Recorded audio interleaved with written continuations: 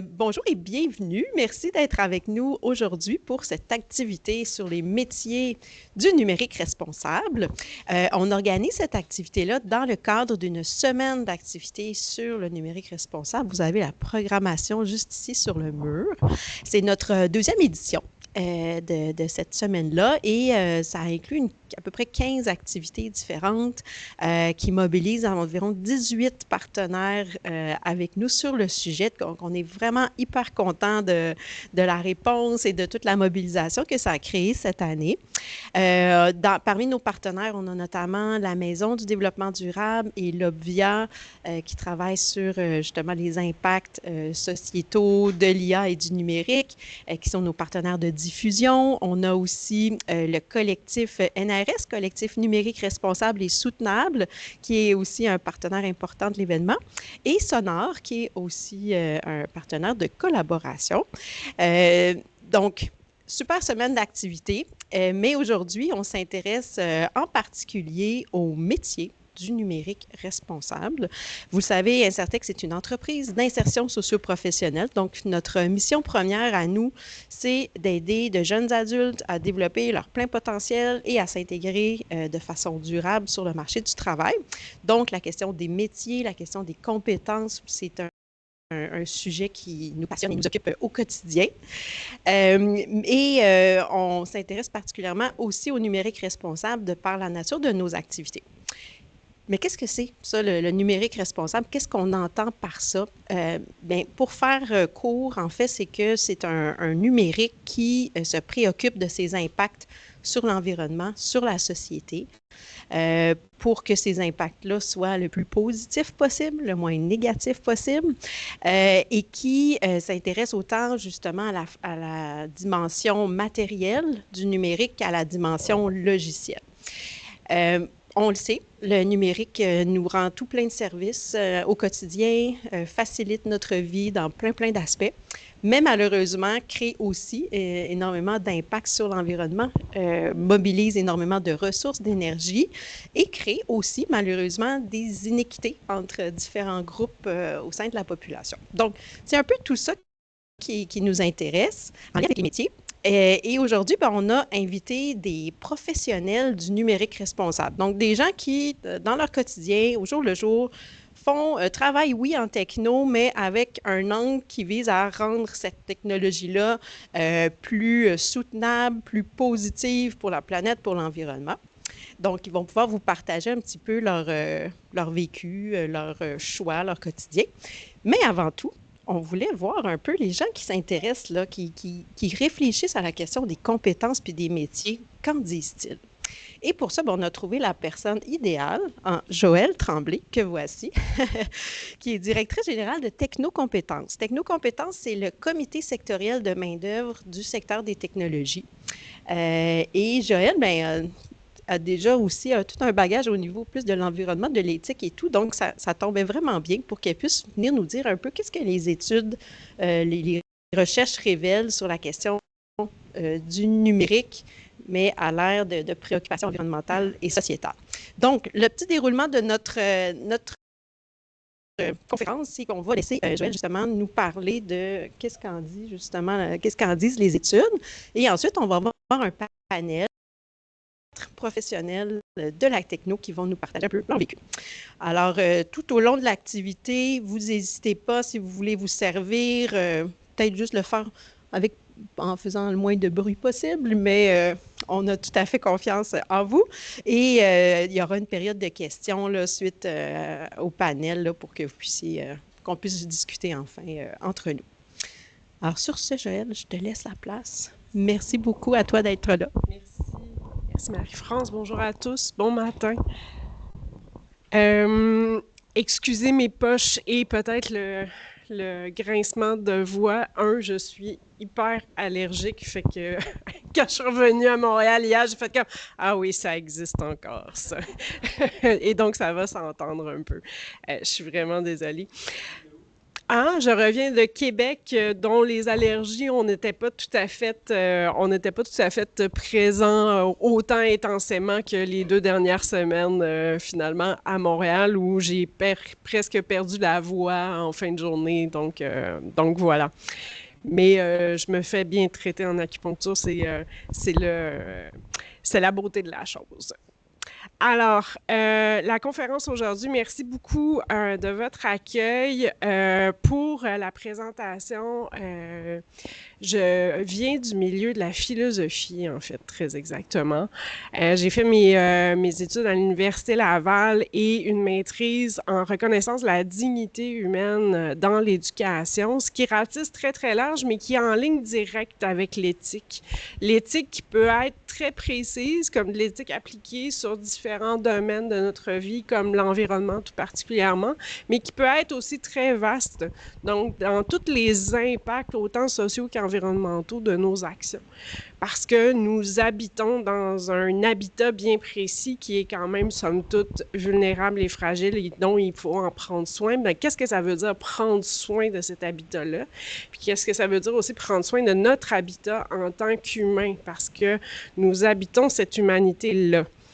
Donc, dans le contexte actuel du numérique et du numérique responsable, puis je pourrais même dire en 2026, qu'est-ce que ça veut dire faire du numérique en 2026? Ça ne peut plus rimer à qu'est-ce que ça voulait dire il y a 10 ans, finalement, ou même voire il y a 5 ans. Parce que, les allergies saisonnières en sont un très bon exemple.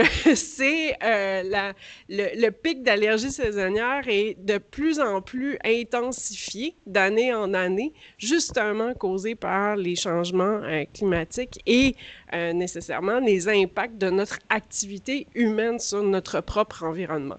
Ainsi, ce que ça veut dire, c'est qu'il faut déjà pas juste penser aux impacts environnementaux du numérique, mais comment faire pour réduire de plus en plus nos impacts quand on fait nos différentes activités économiques, et le numérique en fait nécessairement partie.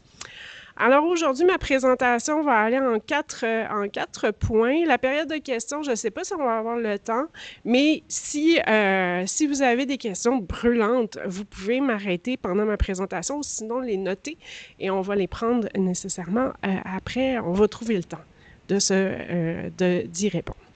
Donc, qui sommes-nous, nous, technocompétences, les compétences du numérique responsable et les métiers du numérique responsable? Notez que je n'ai pas parlé de métiers du futur, mais bel et bien les métiers du numérique responsable. Donc, comment on est capable de parler dès maintenant, dès aujourd'hui, de ces métiers-là? Alors, qui sommes-nous? Je ne vous lirai pas tout ça. Technocompétences est un OBNL sous le ministère de l'Emploi et de la Solidarité. C'est un OBNL qui fait partie d'une grande famille, en fait, de comités sectoriels de main-d'œuvre. On est 29 différents comités sectoriels de main-d'œuvre et Technocompétences s'occupe principalement des technologies du numérique et des télécommunications. On l'oublie souvent, mais le numérique, ce n'est pas que du logiciel, c'est aussi les télécommunications, c'est les fils, en fait, de câblage qui nous permettent d'être interconnectés. Qu'est-ce que fait un comité sectoriel de main-d'œuvre? 3 axes principaux dans sa mission. Le premier, le rehaussement de compétences, en fait, donc tout ce qui est formation continue dans le monde des technologies. Les entreprises peuvent venir nous voir pour avoir des subventions pour être capables de former directement leur main-d'œuvre. Deuxièmement, information sur le marché du travail. Et troisièmement, information en ressources humaines dans le secteur. Donc, à la fois, ces 2 autres axes-là permettent d'informer le secteur d'activité sur ces 2 axes-là, information sur le marché du travail et ressources humaines, mais aussi le ministère pour faire des nouvelles lois, des nouveaux programmes de formation, etc., ou de meilleurs soutiens finalement à la main-d'œuvre. Donc, c'est une belle particularité, en fait, du gouvernement du Québec. Et ce qui est très intéressant, c'est que c'est des organismes de concertation. Donc, on n'est pas là pour faire valoir des intérêts, que ce soit pour le privé ou syndical ou quoi que ce soit. C'est vraiment tout un organisme de concertation qui permettent d'aller porter un message puis porter une vision bien précise, en fait, du milieu du travail. Donc, si vous avez des questions, si vous avez des projets, venez nous voir chez Technocompétences, puis on va essayer de brasser des choses ensemble. Comme je vous parlais, en fait, de la répartition ici de l'industrie. Donc, c'est beaucoup de services conseils et des télécommunications, mais aussi les manufacturiers et le commerce de détail. Donc, c'est très vaste. Mais ce qui est fort intéressant, en fait, avec Technocompétences et les différents comités sectoriels de main-d'œuvre, c'est que Technocompétences va fêter son 30e anniversaire l'année prochaine. Et l'année prochaine? Oui, l'année prochaine. Et ce qui est très intéressant, c'est qu'il y a 30 ans de ça, le secteur des technologies, c'était un secteur bien défini. Alors qu'aujourd'hui, en 2026, il est transversal, ce secteur-là. Mais nous, selon la politique d'intervention sectorielle, on ne peut qu'aller chercher directement et servir directement le secteur des technologies.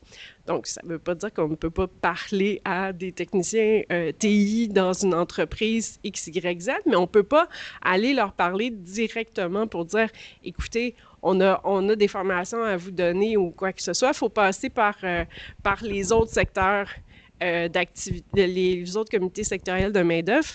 C'est un beau puzzle au quotidien, mais on a une belle collaboration avec les autres.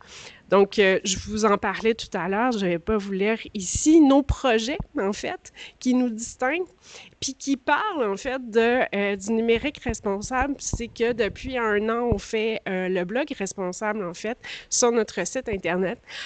C'est des nouvelles sur le financement de projets de numérique responsable, tout en parlant de... je sais pas moi, un documentaire qu'on a vu passer, un livre qu'on a lu qui parle justement d'une vision autre que la vision mercantile du web qu'on entend beaucoup par la Silicon Valley, hein, qui sont des arguments d'un business model bien précis. Donc, le blog responsable, il est là pour ça. Il nous permet d'être assez agile pour vous donner de l'information directement à ce sujet-là. On a bien entendu des formations académiques, donc des partenariats de formation avec cégep, universités de ce monde, mais aussi commissions scolaires. On a des webinaires d'experts qu'on essaie d'implanter, puis la prochaine série de webinaires d'experts, en fait, va être sous forme de classe de maître, puis il va se passer, en fait, à Québec. Fait qu'on a très hâte avec la gang de Capital Numérique dont je viens d'arriver de 3 jours, d'où pourquoi un peu mon visage. Et autre nouveauté, depuis 2 ans, on fait des formations maison. Donc, qu'est-ce que c'est les formations maison? C'est des gens de l'équipe de Technocompétences qui donnent une courte formation de 45 minutes sur un sujet qui touche directement leurs intérêts, mais aussi leur travail chez Technocompétences. Donc, l'équipe de communication fait des formations maison sur des aspects bien précis. Moi, j'en fais sur l'éthique aussi. Puis, depuis l'année passée, je fais une formation maison à la fin de l'année pour voir les tendances éthiques, puis pour faire des recommandations sur quoi suivre l'année d'après. Fait que là, j'ai très hâte au mois de novembre prochain d'en refaire une autre pour voir qu'est-ce qui s'est passé finalement, puis qu'est-ce qu'on va aller, qu'est-ce qu'il faut surveiller dans l'année prochaine. Mais ça, c'est vraiment distinctif à nous, Technocompétences. Et c'est super accessible, les formations maison, c'est au coût de 10 $, puis ils sont tout enregistrés, fait que vous pouvez les prendre en rattrapage aussi, fait que c'est vraiment génial. Nos différents rapports, parce que ça, c'est une obligation, en fait, pour nous. Diagnostic sectoriel, on a besoin de le faire aux 3 ans. Et pour nous, parce que vous connaissez le secteur, c'est excessivement rapide. Dès qu'on le publie, il est déjà un petit peu obsolète parce que les données datent d'1 an. Donc, ce qu'on a décidé de faire et qui a été lancé dans le dernier mois, c'est une page qui s'appelle Observa sur notre site Internet, puis qui permet de récolter en fait les données secondaires de Statistique Canada sur différents aspects en fait de la réalité de notre secteur. Donc, si vous tapez technocompétences.qc.ca, vous cliquez sur l'onglet Observa, vous pouvez avoir des données les plus récentes sur différents aspects, que vous soyez employé, employeur ou journaliste qui voulait avoir des données là-dessus. Fait que c'est notre manière de pouvoir vous maintenir, en fait, avec la meilleure donnée possible puis la plus récente. L'enquête de rémunération globale, la dernière date de l'an passé, puis pour nous, elle est vraiment très, très riche. C'est ce qui permet aux différentes PME de notre secteur de pouvoir se donner une échelle de grandeur sur quand on veut donner un salaire à quelqu'un, sur quoi on se base. Quelles sont les tendances de notre secteur pour être compétitif, pour pouvoir arrêter la boucle, en fait, d'embauche, de perte de personnes. Puis là, on est obligé de refaire la boucle constamment. Puis c'est excessivement dispendieux. Fait que cette enquête de rémunération-là, elle est pour vous. Il y a différents forfaits. Il y en a une gratuite. Il y en a une autre qui coûte quand même quelques centaines de dollars, mais qui est très, très, très accessible. Puis il y en a une autre qui est beaucoup plus complète, mais ça, c'est pour plus des grandes entreprises. Et finalement, nouveauté aussi de l'an dernier, une veille prospective en 4 éditions par année, une très grande, puis ensuite de ça, quelques clins d'œil qui montrent en fait, qui met de l'avant des signaux faibles de l'industrie. Donc, des choses qu'on vous met, qui ont attiré notre attention, puis qui dit qu'il y aurait peut-être quelque chose là à surveiller pour ces différents aspects-là. On a-tu perdu l'écran? Il faut taper 3 fois, tourner sur soi. Oh! Ouh! OK! C'est beau. Non, c'est ça. Exact. Exactement. Finalement, dernier axe qui est vraiment super important pour nous, c'est le pôle d'expertise en transformation technologique et numérique. On a créé une plateforme accessible à tout le monde. Vous n'avez pas besoin d'identifiant ni de mot de passe. C'est Mathéen qu'on a fait en collaboration avec Xmedia, avec Véro qui est ici présente. On est très, très fiers de cette plateforme-là, puis on est en amélioration continue pour vous transmettre en fait la meilleure information. Il y a des veilles prospectives sur le futur en fait de l'emploi. Il y a aussi plein de fiches d'outils. Il y a des fiches, il y a 6 étapes aussi. Si vous voulez faire une transformation numérique dans votre entreprise, puis vous savez pas comment vous y prendre, il y a 6 étapes qui vous aident en fait à vous guider vers là. Le site s'appelle Mathéen. L'adresse, c'est ma-tn.ca.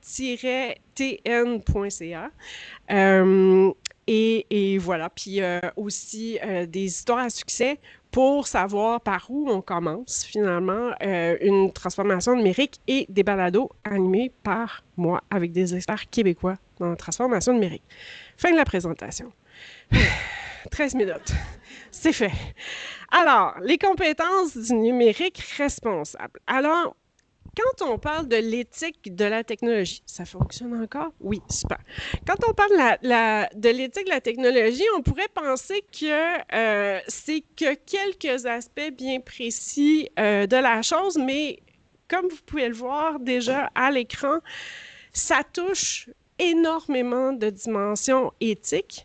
Et ce qui n'est pas affiché à l'écran, c'est que... Comment je pourrais vous dire ça?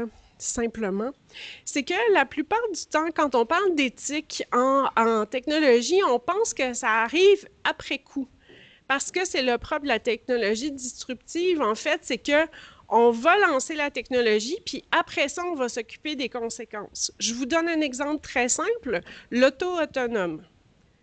Vous savez, l'auto qui se conduit toute seule, il y a eu énormément de tests qui s'est fait en zone contrôlée avant que les premiers taxis, en fait, soient lancés dans les rues de 3 grandes villes importantes aux États-Unis. Mais depuis que les autos autonomes et les taxis autonomes sont lancés, grand marché finalement, ben, les constructeurs sont aux prises avec des accidents mortels. Et pour eux, ils le prennent comme une technologie disruptive, c'est-à-dire que tous les morts et tous les accidents, mortels ou non, sont considérés comme des bugs de système. Donc, ça fait partie de l'amélioration continue finalement, mais vous voyez comment c'est choquant, mais dans le sens profond du terme, c'est-à-dire qu'on n'a pas pris en considération le fait qu'il y allait avoir des accidents, puis qu'est-ce qu'on allait faire avec ces accidents-là. Et il y a d'autres choses aussi qui se passent présentement, c'est que oui, les autos se sont améliorées, mais lorsqu'il y a un signal d'alerte qu'il va y avoir une ambulance qui va passer puis ils doivent céder le chemin, bien, ils ne peuvent pas céder le chemin comme s'il y avait quelqu'un derrière le volant. Donc, ils ralentissent, sont programmés pour ralentir. Fait qu'en même temps, ça ralentit le trafic puis ça ralentit le moment où il va y avoir assez d'espace, en fait, sur la route pour permettre le passage des ambulances. Donc, c'est plein de problèmes comme ça qui, s'ils avaient été posés avant même l'arrivée des autos sur la route, ben, il y aurait eu des améliorations qui auraient été faites. Puis ça, c'est des questions éthiques fondamentales qui ne se sont pas posées en amont, mais qui se posent toujours et constamment, finalement, après coup. Donc, l'éthique est vue comme un pansement pour les nouvelles technologies et surtout pour les nouvelles technologies des géants du web, qu'ils soient états-uniens ou chinois. Mais chinois, c'est une autre affaire. Je ne rentrerai pas là-dedans aujourd'hui. Alors, quand on est devant une technologie disruptive, qu'on soit dans l'industrialisation, l'électricité, l'énergie nucléaire, le biotechnologie et génétique et l'Internet, bien, vous voyez les enjeux éthiques. Là, c'est-tu à votre droite? Oui, c'est à votre droite, qui sont là. Ce qui est fort intéressant avec qu'est-ce qui se passe ici au Québec, c'est que, est-ce que c'est l'année passée? Le rapport, je te regarde Véro, le rapport de la Commission d'éthique, sciences et technologies, de la sobriété numérique, c'est l'année passée? C'est en 2025 ou en 2024? En 2025?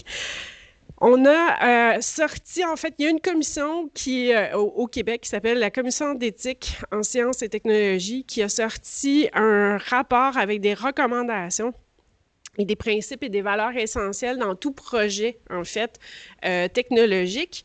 Et ils avaient intitulé leur rapport, en fait, « La nécessité de la sobriété numérique ». Bon, c'est des belles recommandations, c'est des belles choses, mais qu'est-ce qui était très intéressant là-dedans? C'est quelques principes puis valeurs essentielles dont je vais vous lister rapidement.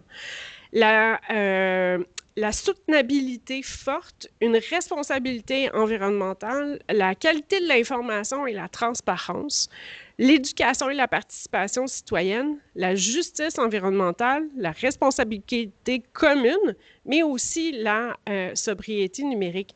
Donc, mis tout ça, dit comme ça nous laisse un peu pantois. On se dit, mais par où on va prendre le problème? Mais si chacun des acteurs de la chaîne de valeur, en fait, du numérique, prend sa part de responsabilité dans l'entièreté des choses, bien, c'est là où on peut faire une différence. Je vous donne un exemple avec les centres de données ici au Québec. Ils ne sont pas tous conçus de la même manière, mais plusieurs d'entre eux sont refroidis non pas à l'eau potable, mais bel et bien avec l'air ambiant, parce qu'on est dans une zone, en fait, où on est beaucoup plus tempéré que dans le désert, en fait, du Texas, où on est en train de siphonner littéralement les nappes phréatiques numérique des gens, puis qu'on est en train déjà, dans certaines villes états-uniennes, de dire qu'entre telle heure et telle heure, ben, vous ne pouvez pas prendre d'électricité parce qu'on doit servir, en fait, les centres de données.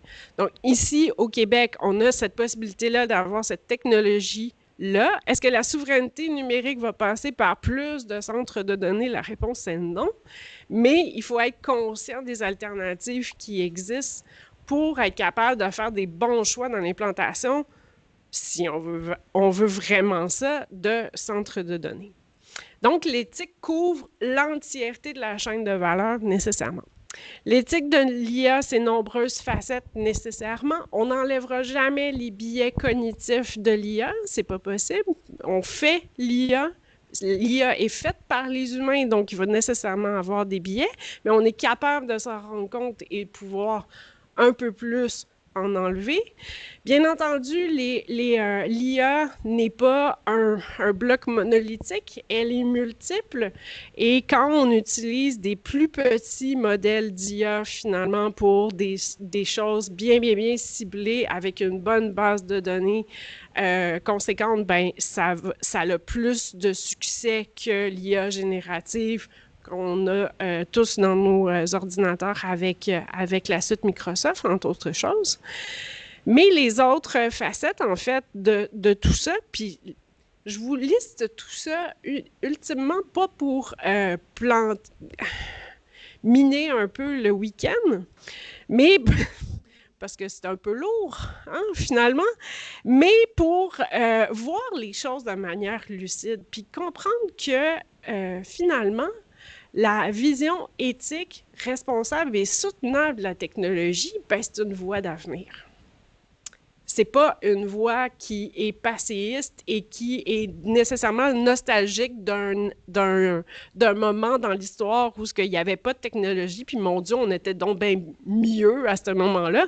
Non, on a cette technologie-là. Elle peut être utile jusqu'à un certain point, mais il faut être capable d'avoir, j'ose même pas dire le courage, mais c'est la nécessité de l'encadrer.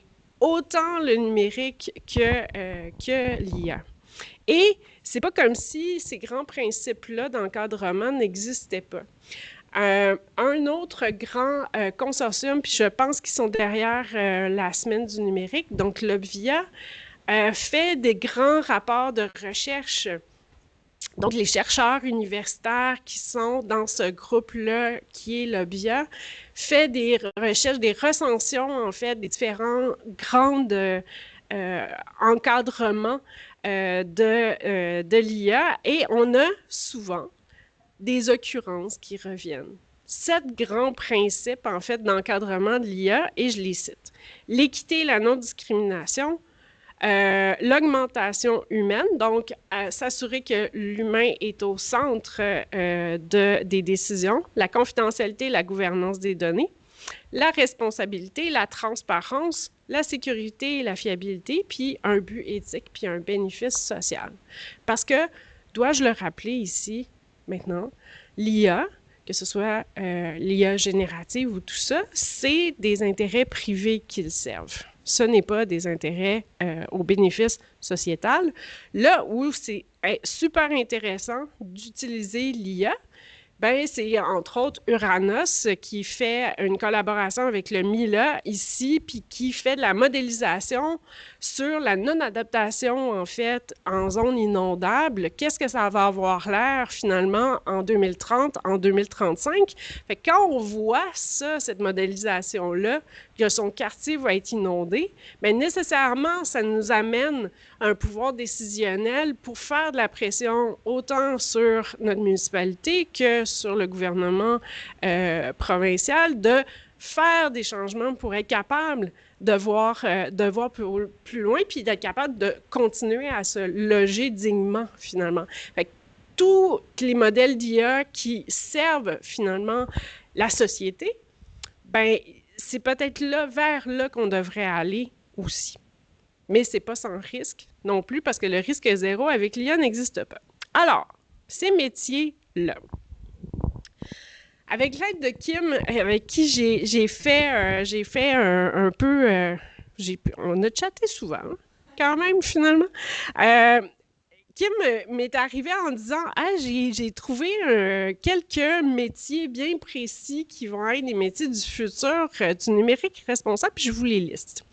Technicien en reconditionnement numérique, spécialiste en Green IT, développeur, analyste d'impact, cybersécurité et éthique, et UX/UI en éco-conception. » Donc, tout ça, on peut le voir sur la ligne que je vous ai mis à l'écran. Donc, développeur, conseil, expertise et accompagnement. Bien souvent, on pense à ces métiers-là comme étant des métiers qui vont émerger dans 5 ou 10 ans. Mais la réponse, c'est non. C'est maintenant qu'on en a besoin.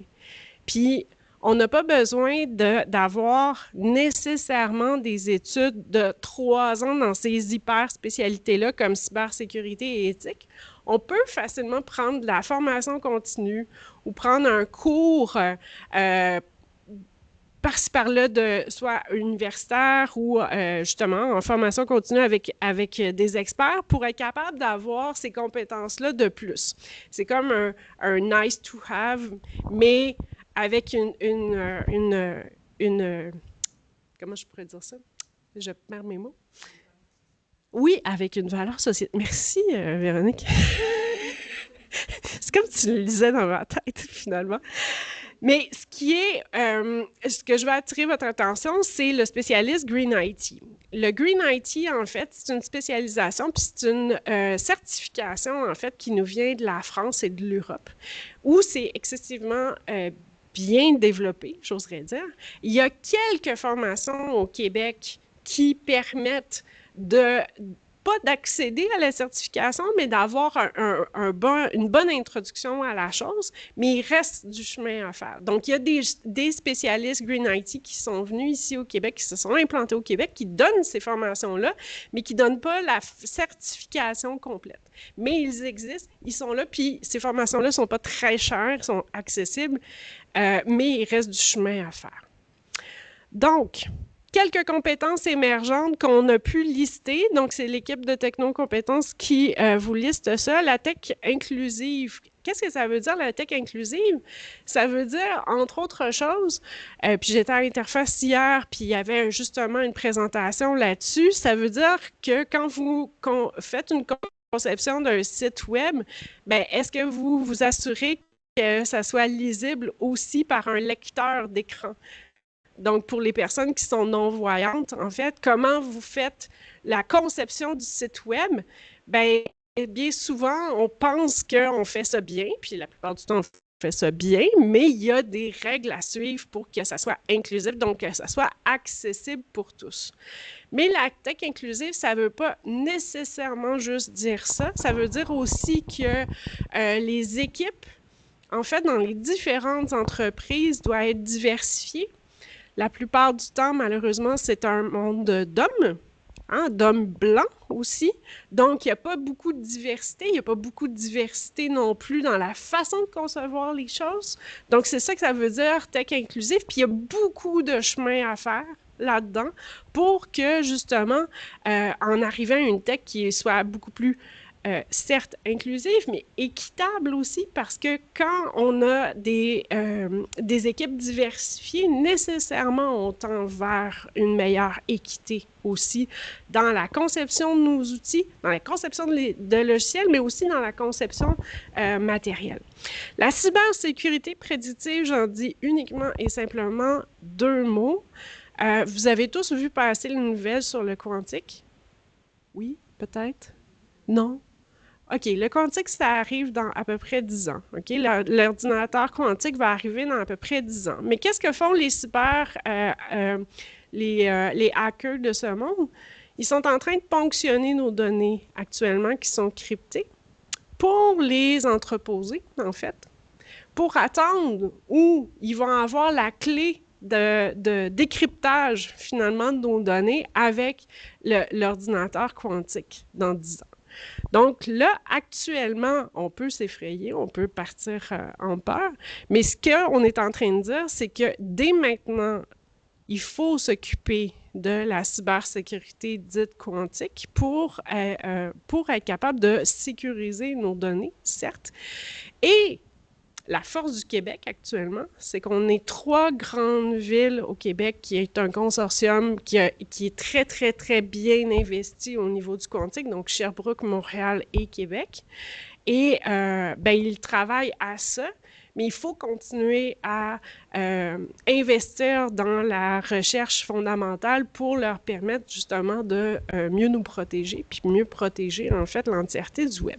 Puis la souveraineté numérique, ben, c'est sûr que dans la géopolitique actuelle, le Canada est vu comme une valeur refuge, mais est-ce que ça passe par nécessairement ouvrir le plus de centres de données possible sur le territoire canadien? La réponse rapide, c'est non.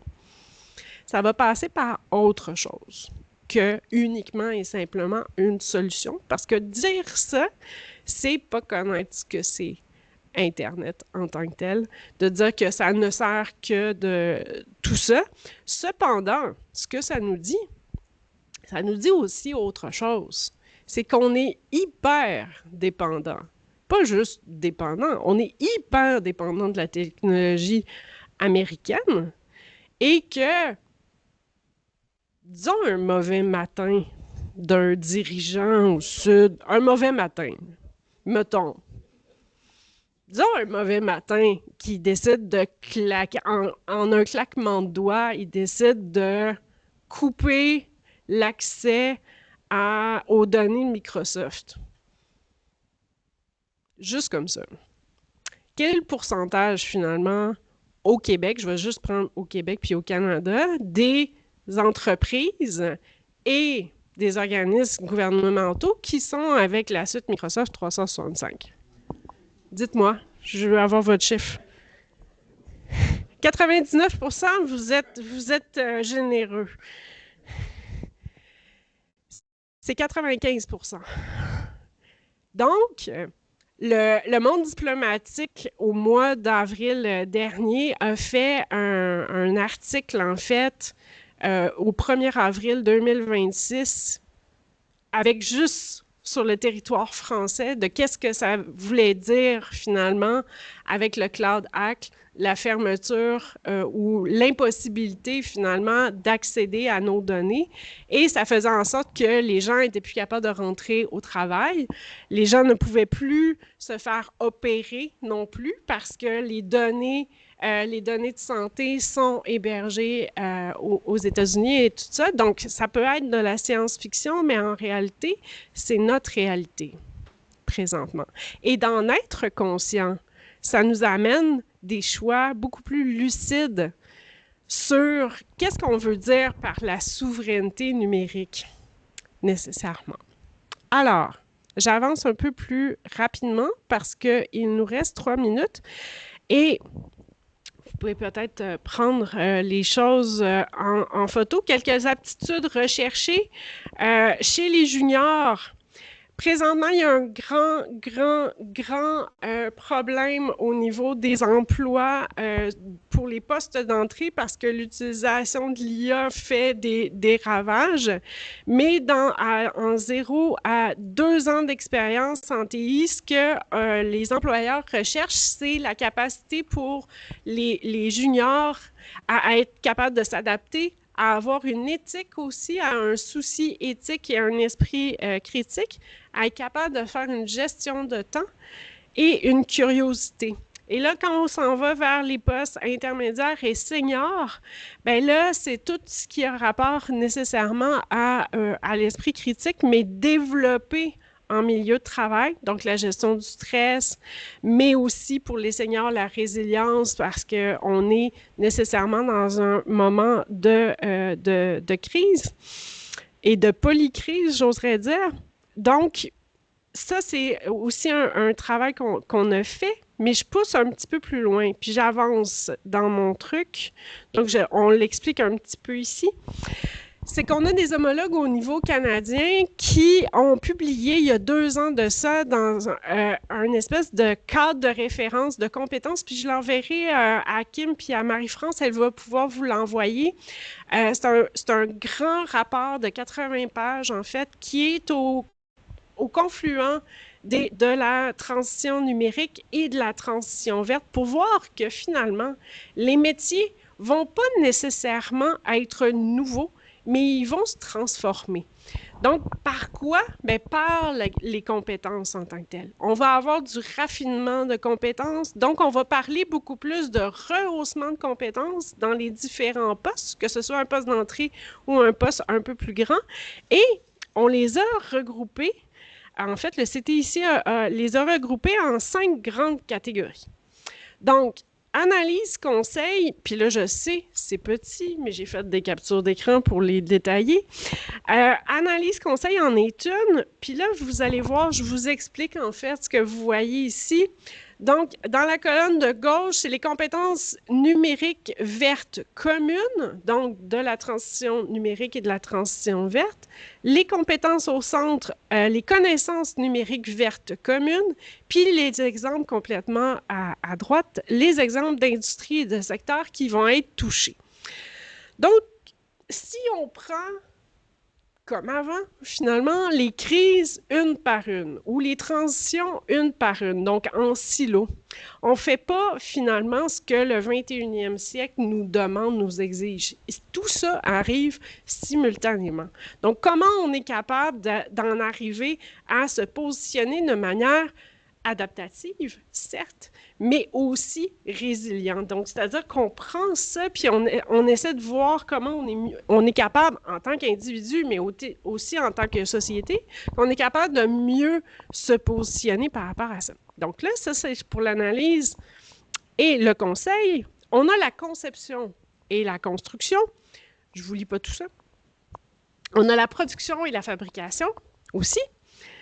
Et la gestion et la réglementation, comptabilité, et finalement, le transport et le soutien. Donc, vous voyez, toute la chaîne de valeur y est. Donc, qu'est-ce qu'on veut amener par rapport à ça?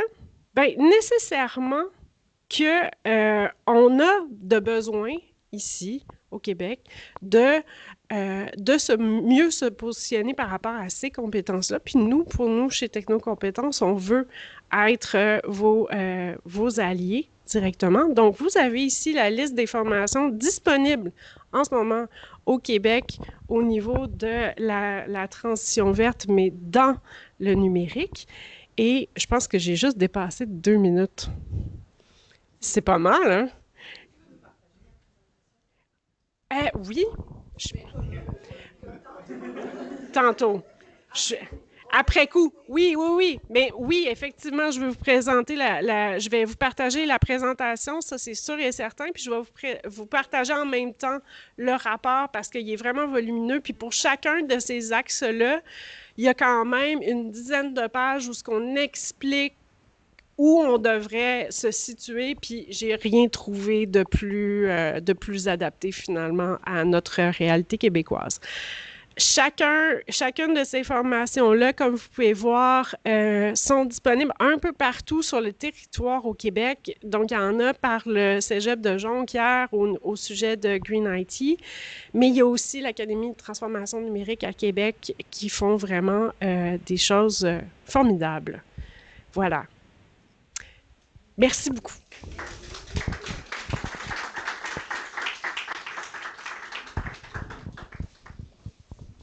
Puis là, je te laisse. Normalement. Wow! Merci!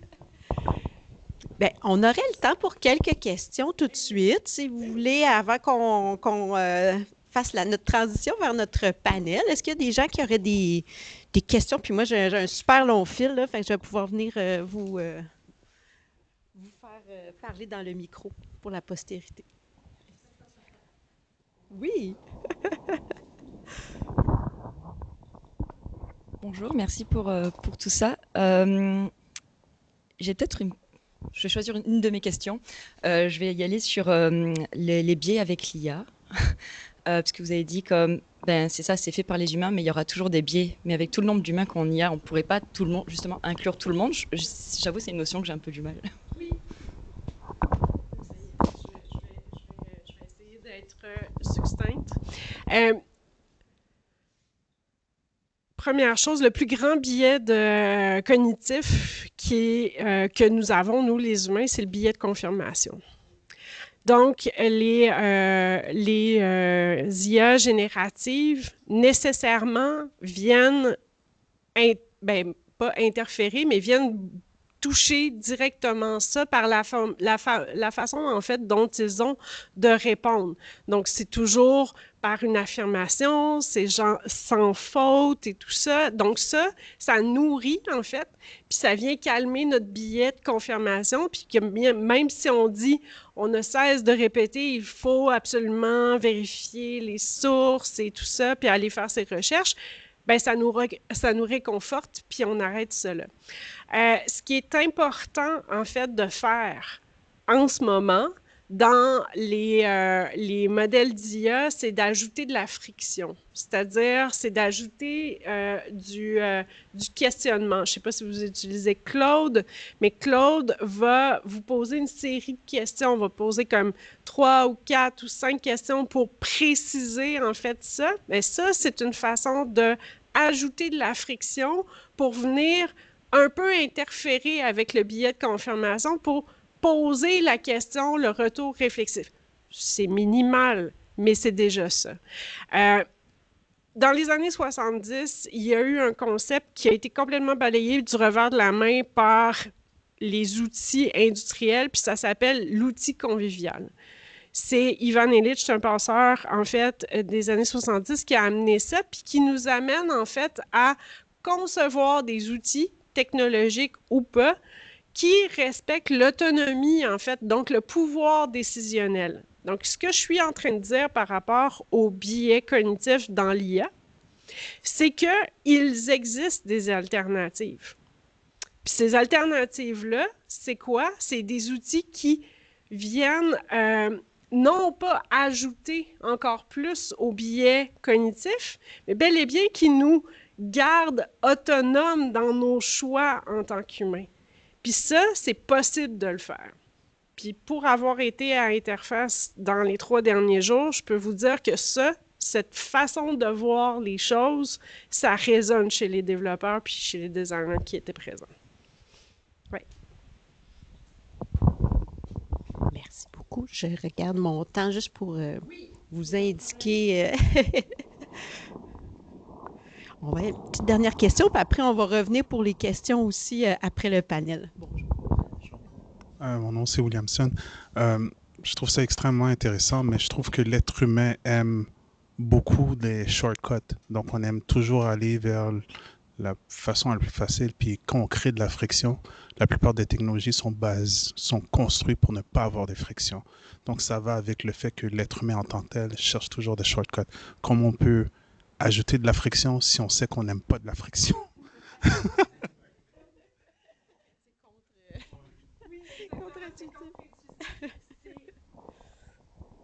C'est évidemment quelque chose aussi qui a été questionné dans une autre conférence que j'ai vue à Interface, c'est-à-dire que si on met juste de la friction partout, à partir de maintenant, là, ça y est, on met de la friction partout, c'est sûr que tout le monde va détester ces outils-là puis ne voudra pas les utiliser. Donc, il faut y aller vraiment avec parcimonie. Puis je pense que les travaux que le MILA est en train de faire, l'OA0 aussi, qui est une OBNL qui a été lancée un peu plus tôt cette année, en 2026 ou même à la fin de l'année 2025, de Joshua Bengio, justement pour amener de la réglementation, dire bon, ben là, il y a un moment où on arrête de répondre en tant qu'il y a un stop, là, parce que on est aux prises avec des technologies qui, malheureusement, poussent des gens au suicide par l'excès de non-friction, justement, du fait qu'il ne faut pas, jamais arrêter le flot de réponses. Et les cas, malheureusement, se multiplient. Donc, face à ça, oui, on peut se dire on est paresseux puis tout ça, mais je pense qu'en tant qu'individu puis en tant que société, il faut montrer un petit peu d'être raisonnable finalement puis de dire ben je pense qu'on est allé trop loin puis il faut ramener un peu vers de la friction. Oui. Super intéressant. Un gros merci, Joël. Je pense qu'on peut applaudir cette... très belle présentation qui met vraiment bien la table pour la suite. Donc, je vais inviter nos collègues et invités panélistes à venir en avant, s'installer confortablement. Puis, à ton tour de pouvoir prendre un café, relaxer et faire plein de beaux liens, je suis sûre, avec tout ce que tu as mentionné.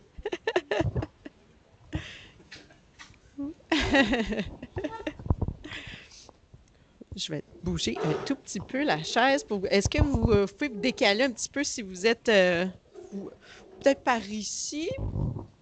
Oui, ça vous va comme ça pour que vous soyez bien confortable. Très, très cool. Donc, bien, un grand merci d'être avec nous aujourd'hui pour jaser de vous, jaser de vos métiers. Donc, on va vous présenter avant de vous poser nos petites questions. Donc, on a avec nous aujourd'hui François.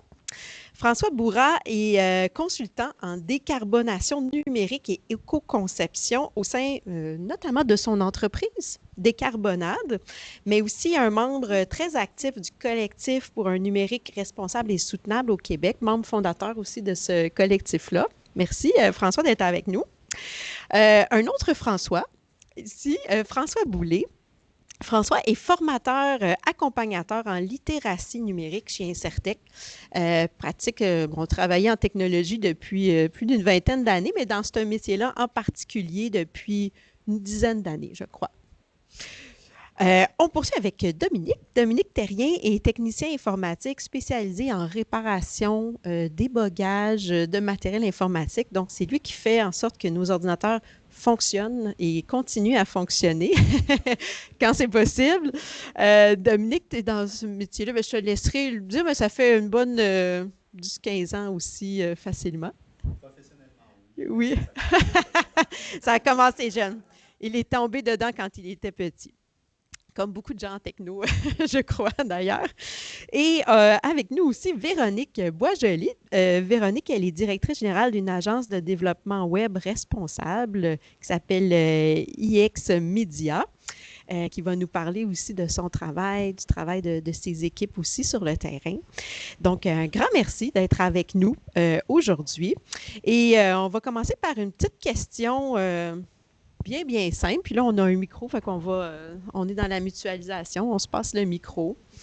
Je vais vous demander de peut-être juste nous indiquer un petit peu, justement, votre métier. C'est quoi le problème concret auquel vous contribuez à résoudre grâce au numérique responsable? Puis, est-ce que vous pouvez nous donner un exemple concret de projet ou d'action que vous faites en lien avec ce métier-là, justement? Est-ce qu'on commence comme ça? C'est bon. Bon matin à toutes et à tous. Donc moi, ce qui m'anime, c'est comme le disait Marie-France, je travaille dans la sobriété numérique, la décarbonation numérique. Donc ce qui m'anime au quotidien comme enjeu ou problème, c'est d'aider les organisations publiques, privées, à réduire l'empreinte environnementale de leur usage du numérique, donc des produits et des services numériques. Donc ça passe par beaucoup de sensibilisation, de formation, de la mesure de l'empreinte du numérique, l'empreinte environnementale, à la réalisation, à la conception d'expériences numériques éco-conçues. Donc on pensait site web, IA ou autre. Puis après du conseil. Puis un exemple que je pourrais évoquer, que j'ai fait récemment, c'est notamment j'ai aidé le gouvernement fédéral canadien à créer un programme d'IA soutenable à destination de tous les fonctionnaires, donc les fonctionnaires du gouvernement canadien, pour justement les éduquer à la fois sur les impacts, mais aussi comprendre quelles étaient leurs marges de manœuvre pour essayer d'atténuer leur impact quand et si ils devaient utiliser notamment de l'IA générative. Donc voilà, je vais rester sur ça, mais il y a plein d'autres exemples qu'on pourra évoquer après.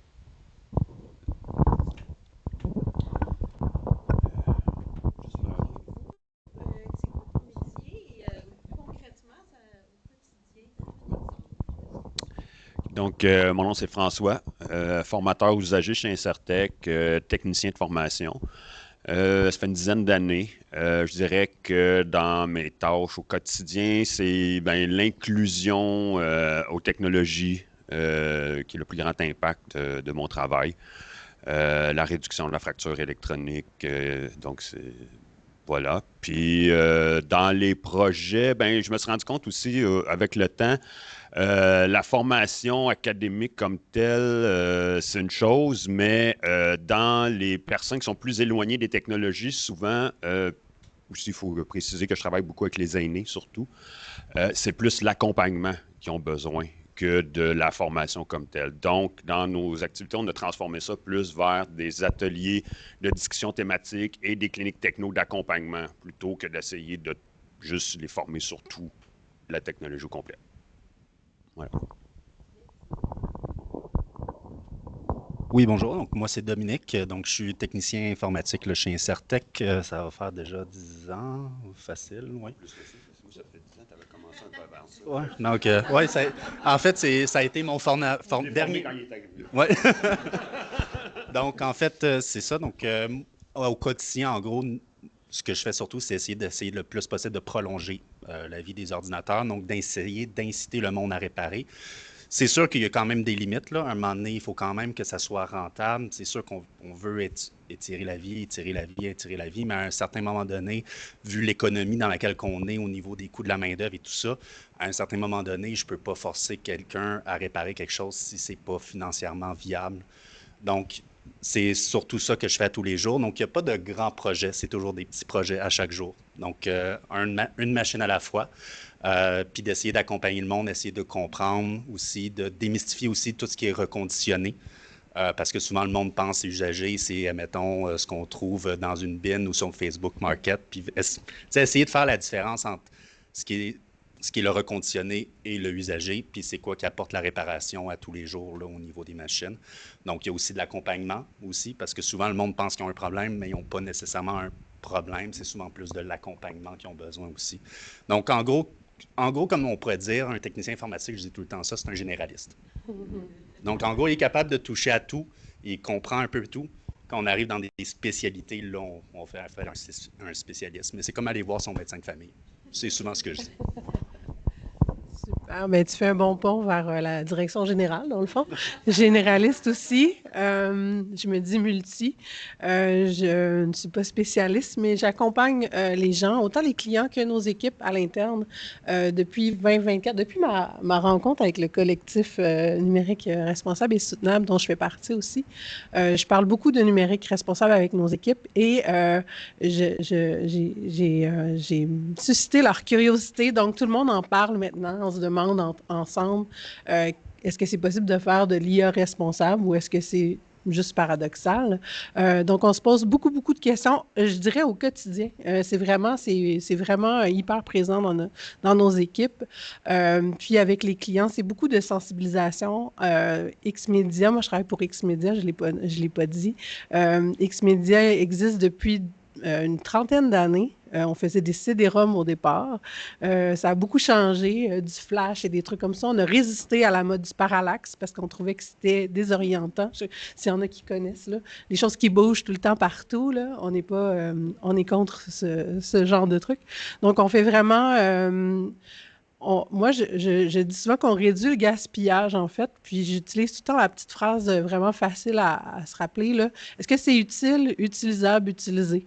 Fait que c'est très numérique responsable de se poser ces questions-là, puis on accompagne les clients parce que des fois, ils arrivent avec des besoins, mais qui ne sont pas vraiment... c'est pas des nécessités, c'est pas des vrais besoins, dans le fond, c'est plus des envies. Fait qu'on fait un petit peu le tri avec eux, puis on touche vraiment à tout, là, au niveau de la conception, des tests utilisateurs pour s'assurer que c'est utile, justement, que les gens comprennent bien, qu'on ne fait pas des choses pour rien, on y va de façon itérative. Fait que je pourrais dire, juste pour terminer peut-être, je dis souvent que dans notre métier, on ne change pas des vies, on ne sauve pas des vies, mais on peut éviter des burn-out. Alors, il faut vraiment que les outils soient bien conçus, puis on les utilise de plus en plus, les outils du numérique, alors c'est important de ne pas juste penser à la finalité, mais aussi aux gens qui doivent les entretenir, les mettre à jour. On a vu souvent des gens venir chez nous après 2 ans parce que leur site n'était pas utilisable. C'était vraiment un calvaire de les utiliser. Fait que c'est important aussi de penser à ceux qui les maintiennent, ces sites-là. Voilà. Merci beaucoup. On va continuer dans la même lignée. On est là pour comprendre ce que vous faites. Là, vous nous avez décrit en gros, mais une semaine normale de travail 2, 3 tâches là, qui reviennent souvent dans votre quotidien, dans votre organisation du travail. Ça serait quoi? On peut faire le... C'est bon. Ben, c'est sûr qu'à titre de directrice générale, ça peut être assez varié, mais ce que j'ai envie de dire plutôt de façon générale dans X, ben ça commence toujours par la conception, en fait, le travail. Et moi, je suis très, très près du client. Je vais prendre les besoins. Donc, ça va être vraiment de réfléchir justement, comme je disais tout à l'heure, aux besoins. Est-ce qu'on en a vraiment besoin? D'essayer aussi d'y aller de façon itérative. Des fois, on peut y aller par phase, voir si les gens utilisent vraiment les produits avant d'en rajouter. Puis, juste pour dire comme ça, là, dans une semaine typique, elles ne sont jamais vraiment typiques, mes semaines, mais je reviens du Nunavik. Hier, j'étais là-bas, puis on faisait des tests utilisateurs sur un site hyper simple. Ça s'appelle un Toolbox, puis c'est pour aider les éducatrices dans les child care là-bas à trouver des activités à faire. Puis souvent, ils vont avoir l'habitude d'aller sur Pinterest, mais on voulait leur donner des activités plus ancrées dans la culture et tout. Donc, on a fait des tests, puis j'étais étonnée de voir comment il y a des choses qu'on prend pour acquis parfois qui passaient vraiment sous le radar. Là. Par exemple, more filters, là, voire plus de filtres, là, ça peut être complètement omnibulé. Là. On passe à côté avec des belles features. Fait que de rendre les choses visibles, des fois, on le dit hein, en numérique accessible, on pense beaucoup à ça. Rajouter des libellés. Il y en a qui pensent que le menu hamburger, là, c'est comme tout le monde va comprendre, mais non, pas nécessairement. Cliquer sur le logo pour revenir à l'accueil, c'est pas un acquis non plus. Alors, il y a plein de choses comme ça qu'on prend pour acquis. Fait qu'il y a beaucoup de ça, d'accompagnement, autant des clients, des équipes de design. Puis après, dans une semaine, c'est beaucoup se poser des questions aussi. Qu'est-ce qu'on fait avec l'IA? Comment on l'intègre? Comment on l'utilise? Comment on fait mieux? Je dirais que c'est pas mal ça. J'ai dit 2 choses, mais c'est bon. Oui, donc une semaine de travail classique. En fait, il y a surtout 3 tâches principales. Là. Donc, il y a le diagnostic. Donc, il diagnostiquer l'appareil qui rentre. L'évaluation du coût de la réparation, ce que l'appareil a besoin, puis de contacter le client. Puis, il y a la réparation elle-même en tant que telle. En gros, l'étape la plus importante, c'est vraiment le diagnostic. Donc, d'avoir une idée générale. Donc, la grande majorité de la journée, ça va être de diagnostiquer les appareils et de contacter les clients. C'est sûr que la majorité des appareils sont... C'est pas la majorité. Il y a des appareils, malheureusement, qui peuvent être non réparables, dépendamment des coûts associés à la réparation dans notre, je reviens tout le temps ici dans notre modèle d'économie, parce que s'il y a certaines réparations qui vont être rentables ailleurs, qui ici, en coût de main-d'œuvre, ne sont pas nécessairement rentables. Donc, il faut toujours ça prendre en ligne de compte et aussi vraiment le réel besoin du client. Donc, de ne pas survendre, pas surcharger, pas donner des services qui ne sont pas nécessaires à l'utilisation. Souvent, il y a du monde qui va arriver qui dit « j'ai besoin de ça, fais ça ». Ma job, ce n'est pas de faire ce que le client me dit, c'est de le conseiller vers la bonne option pour résoudre son problème. Il y a souvent, le monde ont de la misère des fois à faire cette distinction-là, donc c'est aussi d'éduquer à ce niveau-là.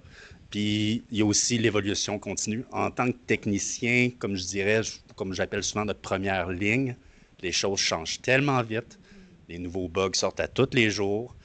Une page de Microsoft scrape 2% des ordinateurs, mais 2% sur combien, ça monte vite. Là.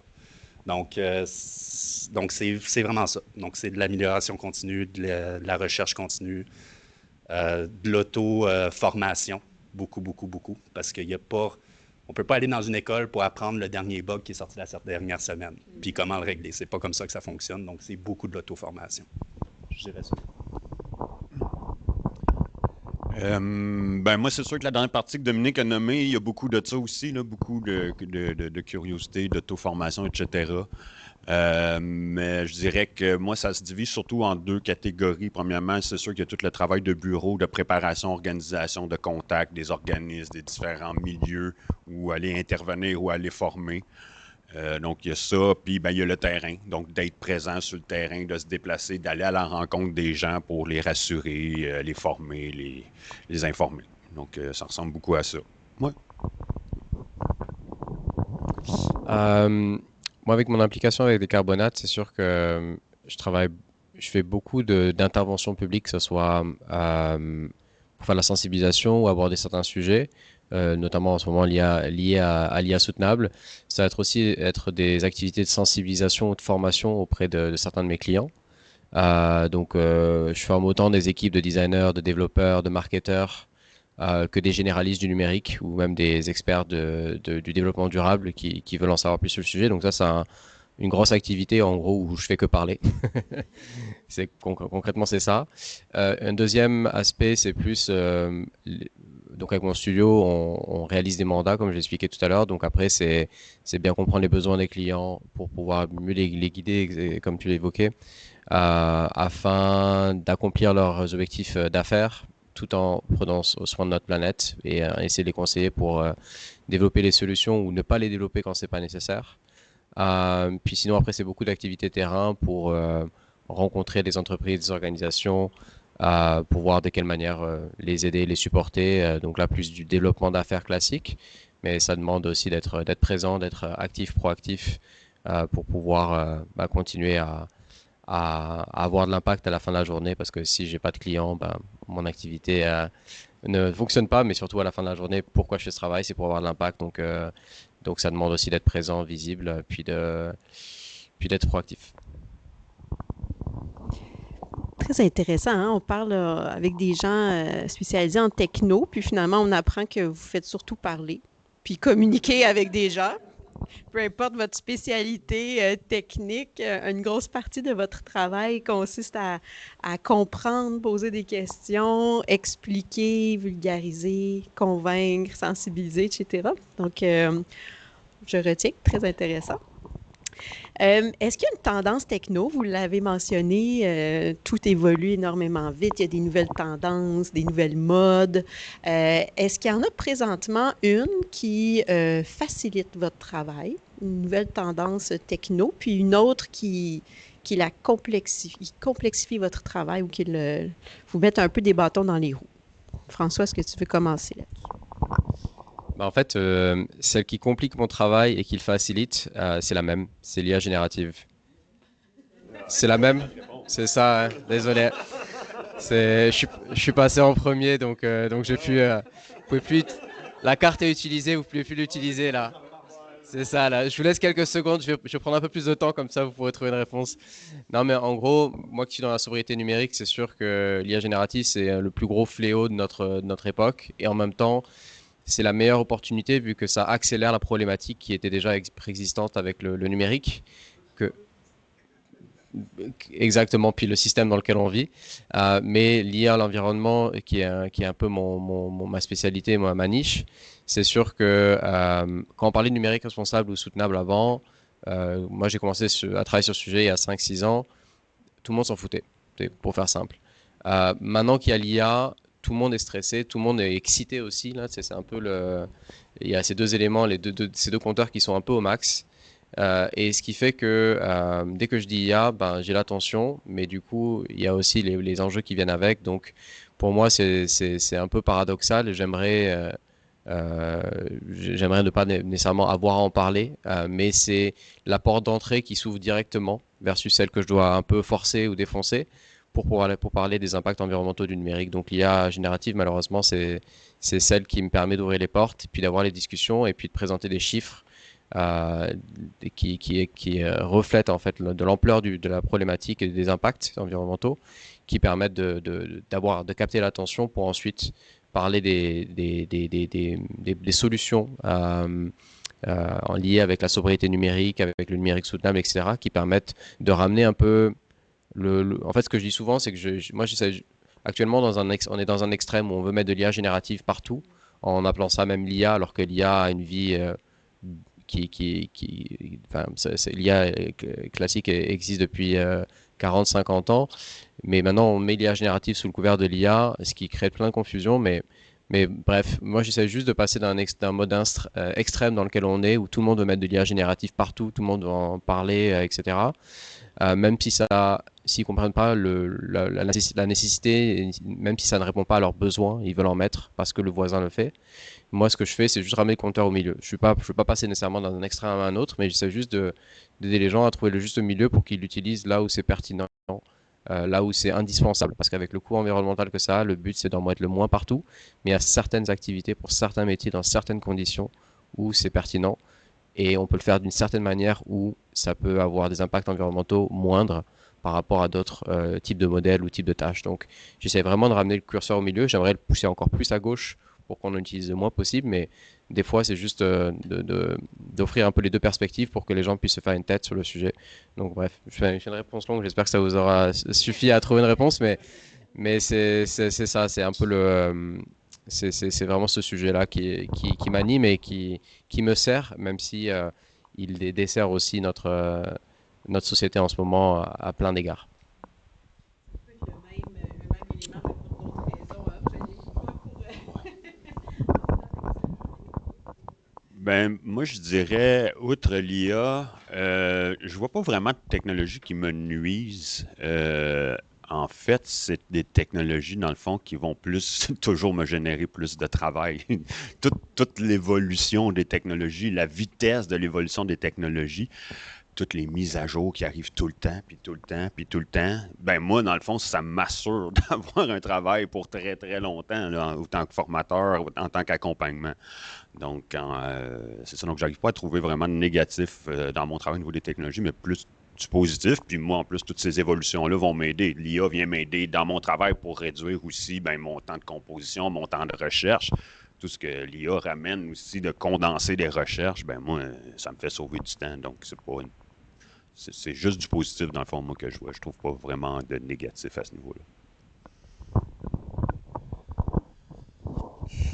Bon, ben, je vais aller différemment. Parce que c'est pas récent, mais c'est un problème qui est courant depuis que, je vous dirais, pas depuis que la technologie existe, parce que c'était pas le cas à l'époque.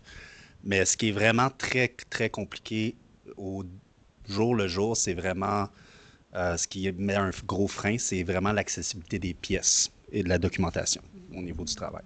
Donc, on sait que, bon, il y a eu la loi, je me souviens plus de la loi 25, je crois, en tout cas, au niveau de la disponibilité des pièces qui a été passée au Québec, mais en fait, dans la loi, il y a juste, les fabricants ont juste à mettre une page sur leur site web en disant on se dissocie de cette loi-là, ça ne s'applique pas à nous.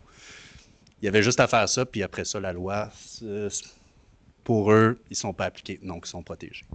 Donc, c'est vraiment la disponibilité des pièces aussi à coût raisonnable. Souvent, quand on a un problème ou qu'il faut que je remplace une pièce parce qu'elle n'est pas réparable physiquement, il faut souvent aller dans ce qu'on appelle des back alley deals, donc des pièces qui ont été retirées de d'autres machines que des revendeurs revendent. Donc, ce n'est pas des pièces qui viennent du manufacturier. Donc, souvent, le monde veut des pièces d'origine. Je suis obligé de leur dire, il n'y en a pas de pièces d'origine. Je n'ai pas le choix d'aller vers là. Puis des fois aussi, le monde qui commande des pièces dans des grandes surfaces et tout ça, ben ce genre d'affaires-là peuvent avoir des pièces qui ne sont pas nécessairement de qualité, qui peuvent causer plus de dommages que de bons.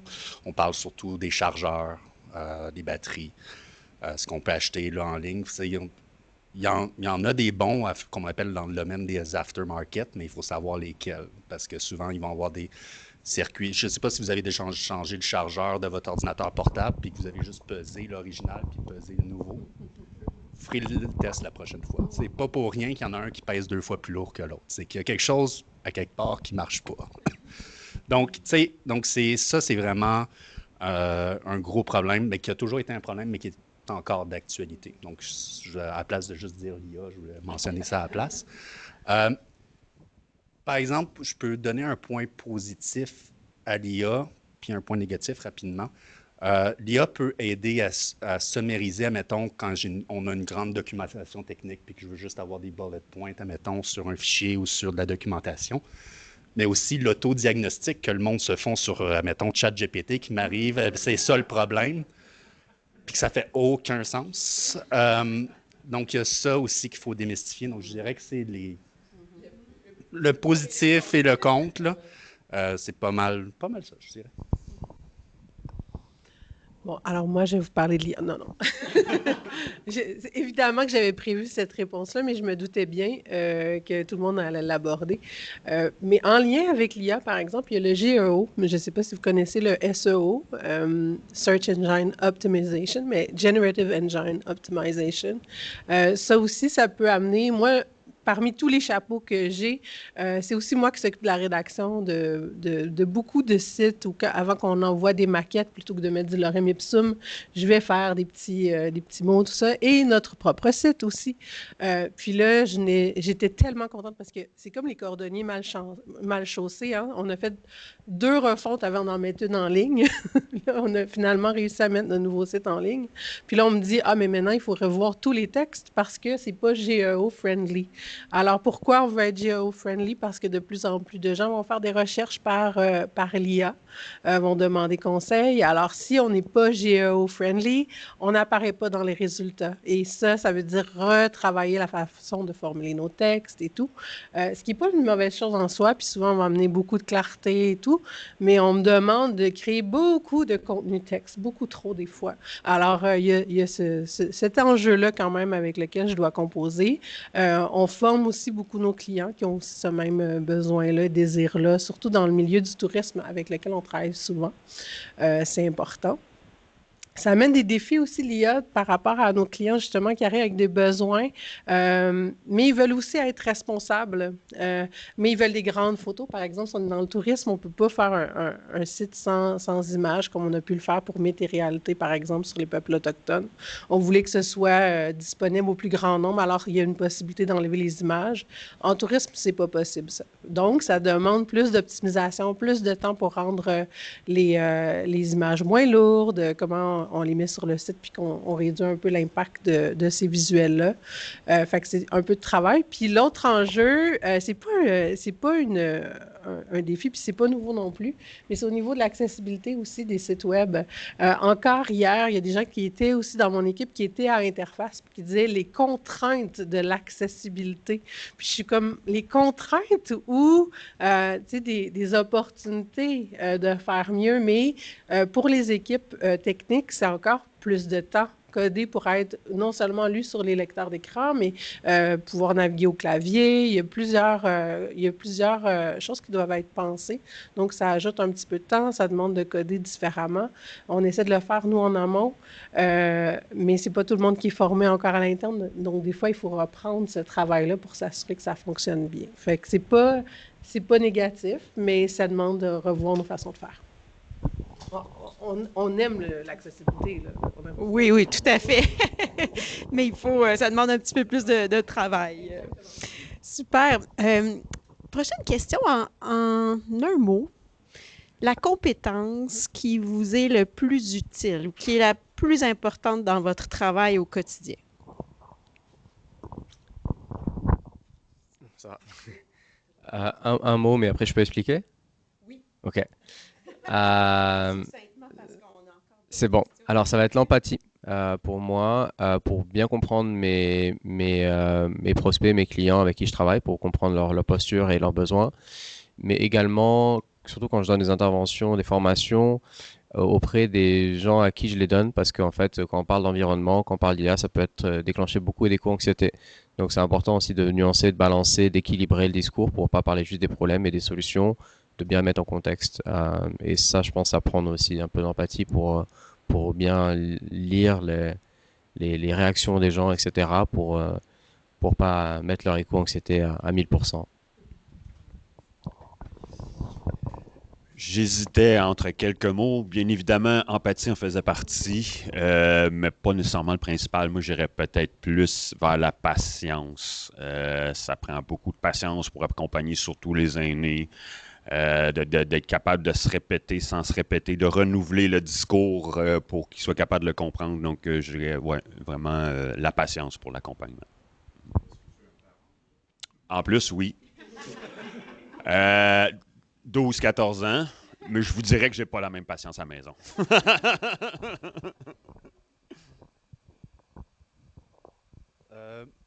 Je dirais 2 mots, ça serait l'analyse et résolution de problèmes, pour ce qui est dans mon cas. Donc, vu que, oui, on a un contact humain et tout ça, mais la base de mon travail, c'est la résolution de problèmes. Donc, comme je dis souvent, on est comme des enquêteurs. On doit analyser le problème, voir ce qui fait du sens, puis des fois, pour une raison ou une autre, on fait quelque chose qui règle le problème, puis que ça fait aucun sens. Donc, il y a aussi le laisser aller, que je dirais. Parce que sinon, si on cherche de midi à 14h, on ne le trouvera jamais. Donc, tu sais, comme ça. J'ai quelques idées, mais en tout cas. Il y a un faux contact ou en tout cas. Mais c'est ça. Donc, moi, je dirais l'analyse et la résolution de problèmes. C'est sûr que le contact humain est nécessaire aussi, mais si j'ai pas de contact humain, si j'ai pas de résolution de problème ou d'analyse à la base. Donc, Bon, l'empathie, évidemment, l'écoute, mais j'ai envie d'ajouter à ça la curiosité, le courage aussi.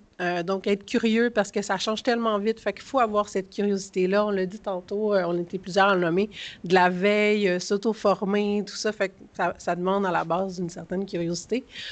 Puis, c'est quoi mon autre mot que j'ai dit? J'ai oublié.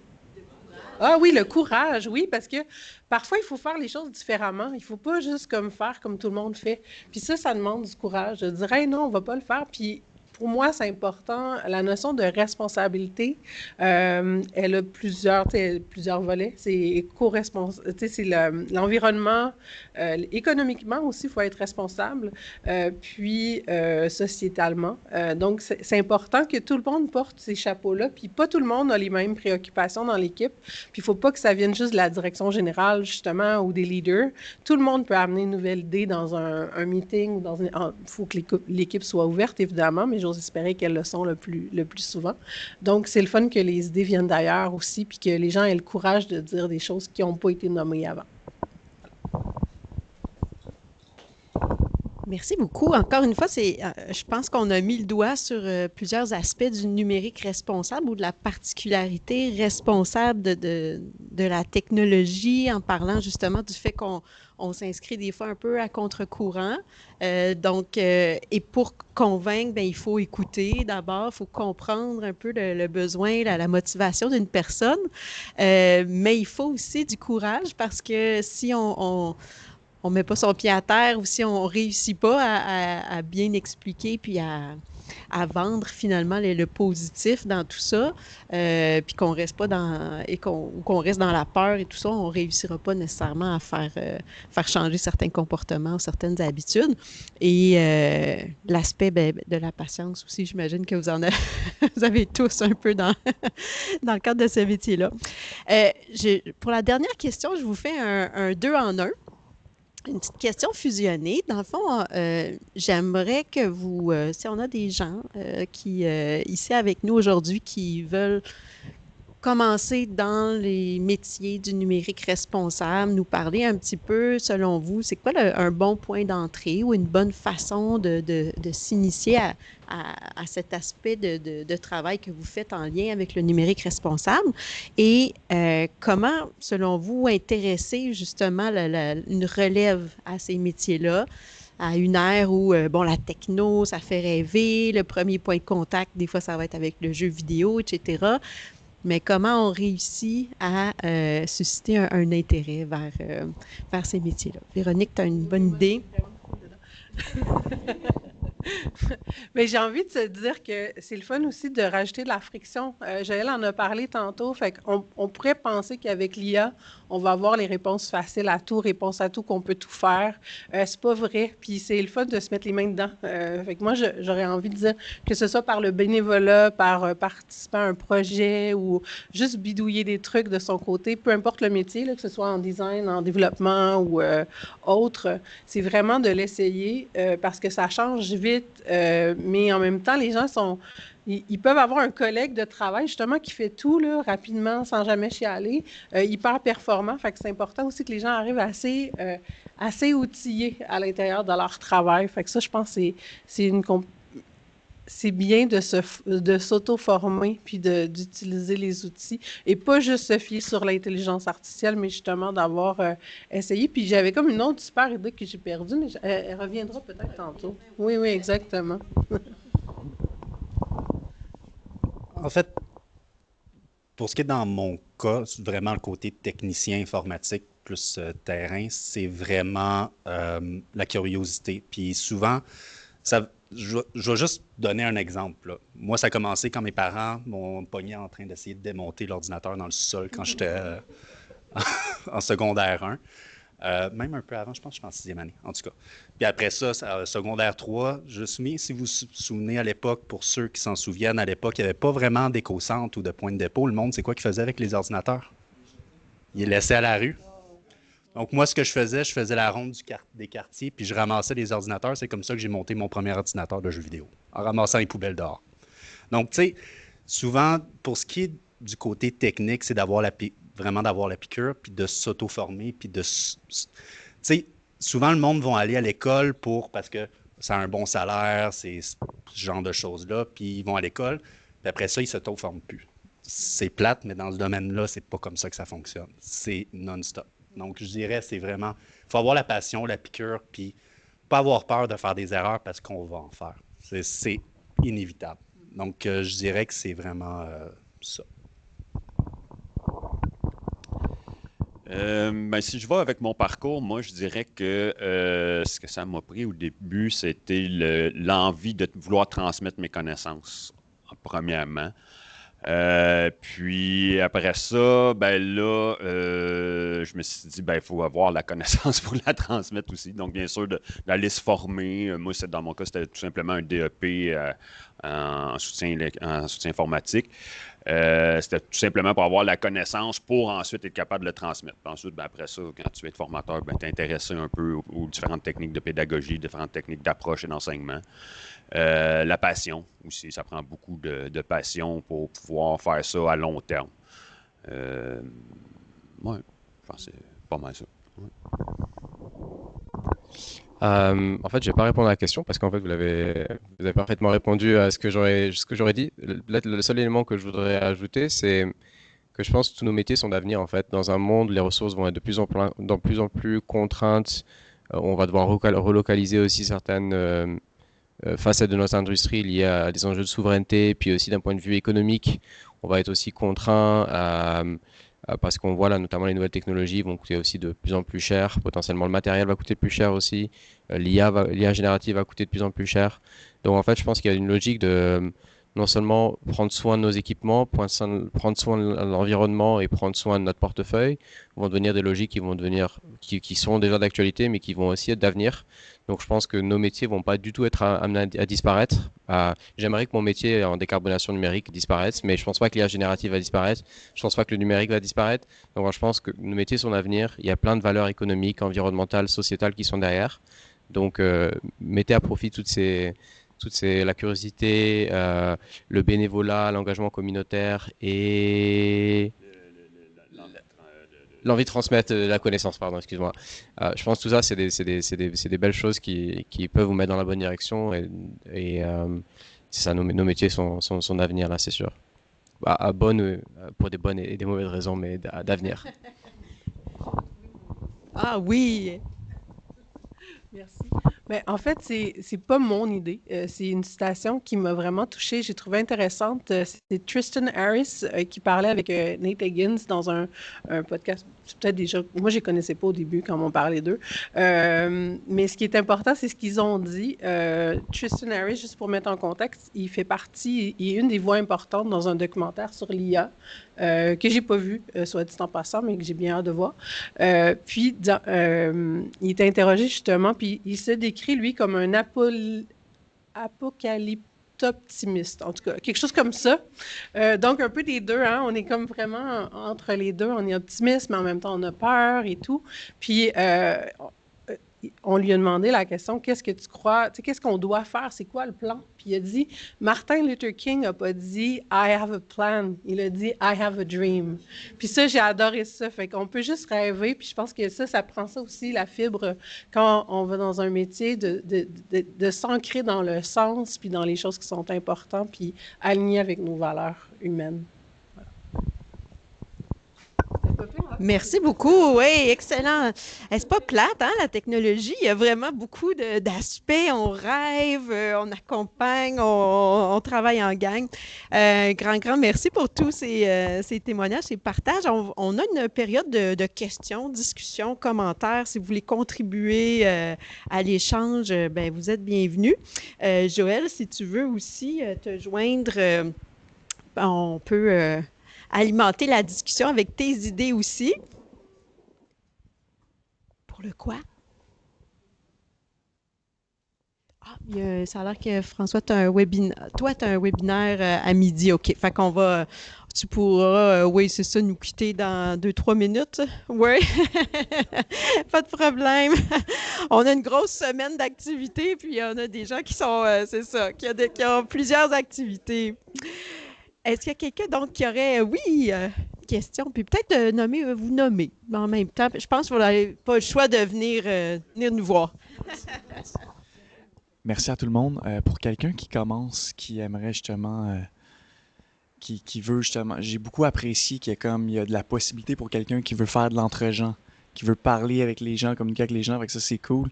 Quelqu'un qui commence, on dirait que moi je pars vraiment comme débutant, mais je sens, est-ce que je me trompe de penser qu'il y a peut-être un potentiel juste d'amener les gens à un certain niveau intermédiaire?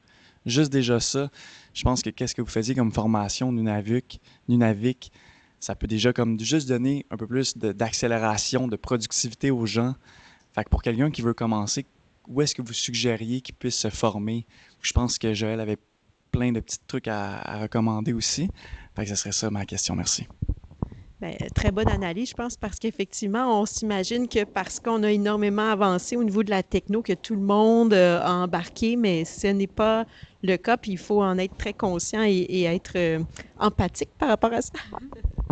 On dirait que je ne suis pas certaine de le sens par rapport à le test utilisateur. En fait, c'est vrai qu'il y a des gens. Fait que peut-être au niveau de la formation, ça pourrait être intéressant d'arriver dans un poste, puis juste si vous êtes habile avec les technologies et tout, puis bon vulgarisateur, apprendre pour aider d'autres à apprendre, c'est intéressant aussi. Fait que peut-être que ça fait partie d'une de vos compétences. Moi, le numérique responsable, là, par exemple, là, je vais me prendre mon propre exemple. Je ne le connaissais pas là, il y a 2 ou 3 ans. Fait que j'ai vraiment fait une formation et tout. Puis j'ai fait le MOOC que tu présentais là, dans ta présentation de l'Institut du numérique responsable, entre autres. Fait que je me suis formée.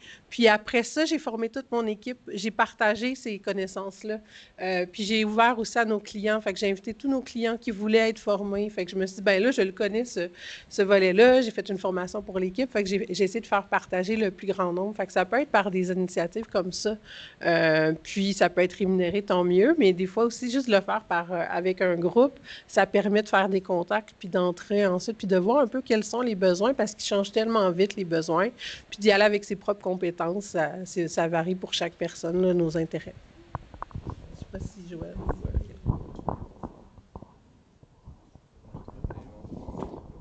Si tu es en recherche d'emploi ou tu cherches même ta voie, dans quel secteur tu vas travailler, il y a un espèce de diagramme qui s'appelle c'est un ikigai climatique, il me semble. Puis en fait, je sais plus c'est quoi les catégories, je crois qu'il y en a 4, mais là où tu es bon, là où il y a de l'argent, là où il y a des besoins, c'est ça. Puis il y en a peut-être un autre là qui me manque, mais je pourrais t'en parler après. Mais moi, c'est quelque chose qui m'a aidé quand, il y a 5 ans, j'ai voulu justement arrêter de travailler dans la tech, pour la tech, puis essayer de bifurquer. Ça m'a vraiment aidé à un peu plus zoomer sur exactement là où je pouvais avoir de l'impact, puis là où je pouvais utiliser mes compétences. Donc si tu es dans cette phase-là, mais puis j'en sais pas exactement plus là sur ta situation, mais il y a plein d'outils qui peuvent être intéressants pour trouver le bon chemin. C'est Ikigai. I-K-I-G-A-I. Ouais, c'est ça. C'est fait par une docteure américaine, Ayanna Elizabeth Johnson, qui l'a publicisé, qui l'a rendu un peu plus connu. Là, je pourrais t'en parler après. Juste pour rajouter, en fait, ça peut être aussi dans les différentes entreprises dans lesquelles on évolue, tu sais, comme en étant junior, intermédiaire, peu importe, senior. Il y a un moment où tu parlais de courage tout à l'heure, Véronique, mais juste de dire que le site Internet est éco-conçu, ça suscite la curiosité. Juste nos webinaires, en fait, qu'on fait chez Technocompétences, tous nos webinaires, c'est à caméra fermée par les participants. Mais on a une slide qui explique pourquoi on demande de fermer la caméra, parce que, en fait, ça permet de réduire énormément la bande passante et donc l'empreinte environnementale. C'est des micro-gestes, mais que si on ne se le permet pas de le faire, bien, personne ne va pouvoir faire un effet boule de neige, finalement. Fait que nous, on le fait, mais ça fait en sorte que Là, moi, je le vois dans d'autres CSMO puis dans d'autres webinaires qui sont faits. Ah, on a décidé de fermer les caméras parce que ça prend moins de place dans l'enregistrement aussi quand on le téléverse sur YouTube puis des trucs comme ça. Donc, bref, c'est des petites choses ils sont accessibles aujourd'hui puis qui nous permettent d'être les premiers pas vers des plus grandes, en fait, des plus grands impacts. Puis la prochaine, c'est certainement de prendre François avec son application pour savoir c'est quoi notre empreinte environnementale. Mais il faut commencer quelque part, puis c'est possible de faire les premiers pas par soi-même en étant curieux, justement. C'est intéressant quand tu mentionnes qu'il faut expliquer ces choses-là, puis on l'a vécu, nous, via la semaine du numérique responsable aussi, avec beaucoup de thèmes qui abordaient différents aspects, puis on voit l'intérêt des gens de savoir c'est quoi le geste. Il y a comme une satisfaction, il y a un enthousiasme à dire « Hey, oui, je peux faire des trucs, puis avoir un impact intéressant ». Donc, comme tu le mentionnais, par rapport à l'utilisateur, savoir bien expliquer les choses sans être dans la peur, sans être dans l'éco-anxiété, mais c'est une façon de redonner du pouvoir aux gens. Les gens, ils sentent qu'ils reprennent un pouvoir sur cette consommation numérique qui est un peu effrénée. Donc, c'est une belle façon d'avoir l'impact. D'autres questions? Oui! Est-ce que ça vous dérange de... Mon fil se... Oui, il est un peu court, le fil. Et, merci, c'est un commentaire, idée, question. Moi aussi, en fait, j'étais très intéressé par votre expérience au Nunavik. Justement, moi, je travaille depuis un bon moment sur des projets en linguistique informatique avec des communautés autochtones. Ce que je peux constater, c'est le commentaire. Le constat, c'est que bien avant que le bonhomme orange commence à parler de 51e État, c'était eux autres qui avaient des enjeux de souveraineté des données, d'indépendance numérique. Puis ils nous en parlaient beaucoup. Puis c'est un projet que j'ai fait, ça nous a beaucoup conduit vers faire des solutions qui étaient stand-alone, disons. Là. Comme on a quelque chose qui va sur un flash drive, pas besoin de serveur, pas besoin de ça. Ça veut dire que ça nous amène un peu à l'idée, c'est que, puis c'est une question aussi, est-ce qu'on peut voir, parce que avant que tout le monde parle de l'IA, il y avait un mouvement, des gens étaient désenchantés de l'info nuagique. Il y avait beaucoup de compagnies qui disaient hey, « Coudonc, ça coûte donc bien cher, c'est compliqué en tabac. » Puis on n'aime pas ça. Puis il y avait un mouvement à se désengager, à aller vers l'auto-hébergement, des choses comme ça. Puis l'auto-hébergement, bien sûr, moi je le faisais en 96 avec un ordi aussi, moi j'ai trouvé dans les vidanges. Mais est-ce que ça, c'est une voie de l'avenir que vous pensez peut-être le conseil vers la sortie de l'info nuagique, vers l'auto-hébergement, vers ces genres de choses-là?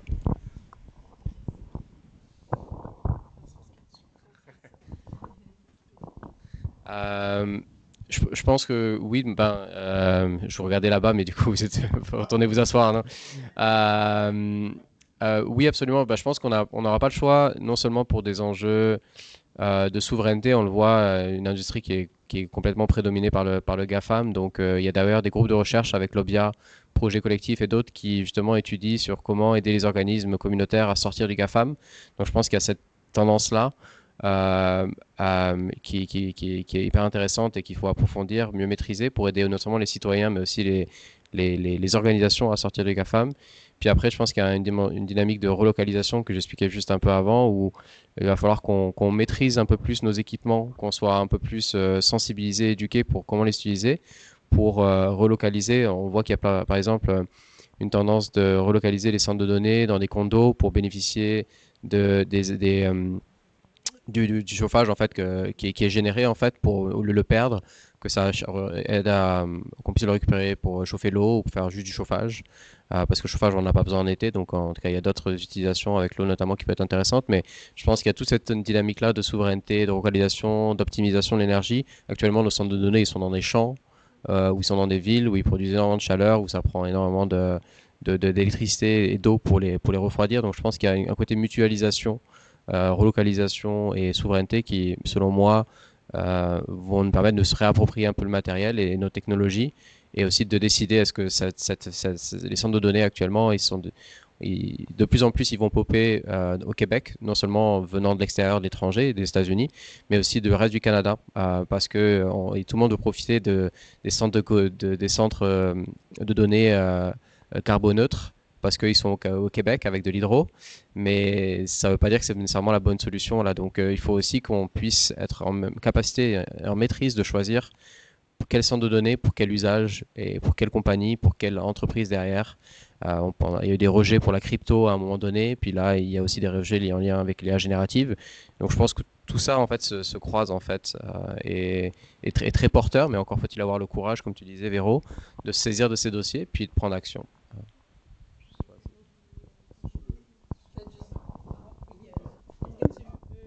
Ben, en fait, je vais juste laisser Pierre parce qu'on va devoir arrêter l'enregistrement, mais on peut continuer à jaser. Donc, puis on aura peut-être plus besoin de... Donc bonjour, moi je suis Pierre, je fais un petit peu le soutien technique aujourd'hui. Je vais surtout m'adresser aux gens qui nous regardent sur Internet. On va devoir arrêter ce webinaire-ci, donc on va couper les caméras et les micros quelques instants. Mais si vous êtes là pour le webinaire juste après, François vient de partir parce qu'il anime donc un webinaire qui commence à midi. Bah, restez en ligne, vous êtes au bon endroit, ça va prendre la suite tout à fait naturellement. Donc on va juste couper les caméras, vous inquiétez pas, on va couper les micros et puis François va prendre la suite, c'est normal. Mais nous ici on peut continuer les questions, on n'a pas vraiment besoin du micro de toute façon.